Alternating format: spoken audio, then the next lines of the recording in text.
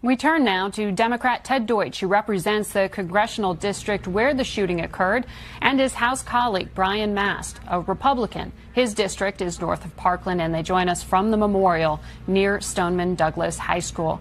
Good morning to you both, gentlemen. I want to start with you, Congressman Deutsch. According to the Broward Sheriff's Office, 23 calls came in regarding this shooter or his family. Sheriff Israel told CNN this morning, "I've given amazing leadership to this agency." Would you agree with that? Well, I'll tell you what the sheriff needs to do, and he's doing it. I talked to the sheriff last night about this. We need to find out exactly what happened, why it was that there were so many signals, not just from the visits, but the social media postings. There's so much that has happened. The FBI has admitted that a call came in and that was missed.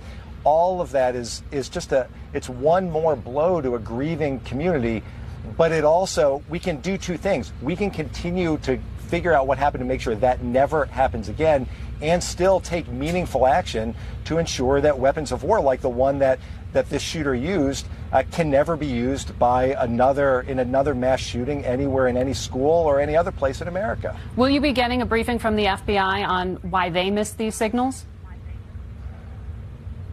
We will. We'll be getting a briefing from the FBI. I also expect, and I know those of us, the delegation from down here especially, is interested in getting a full briefing once all of the information is available about these missed signs, about what happened.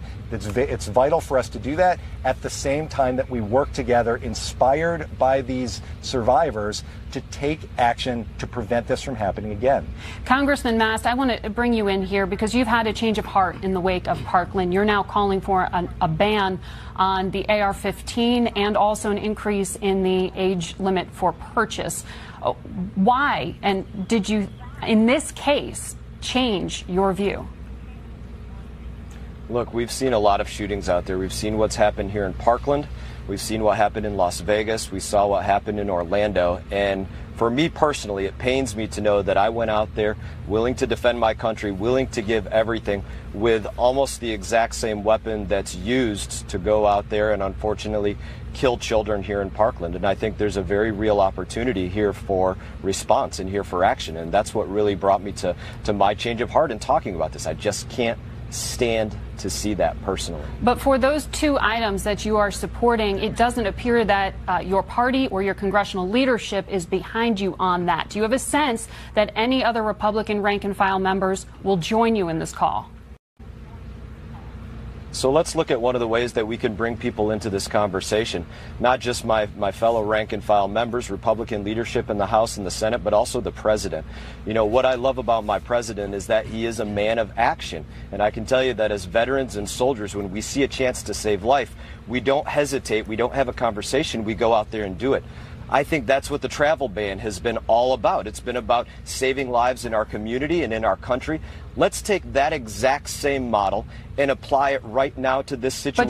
But you don't have any numbers of who's with you at this point, because the president hasn't called for an assault weapons ban. But I think we can get the president on board and members of Congress on board to say, let's put that same kind of pause on board right now, where we look at who's having access. What do they have access to? What were the failures that went on with the FBI and in the ATF and in other state agencies and in the states?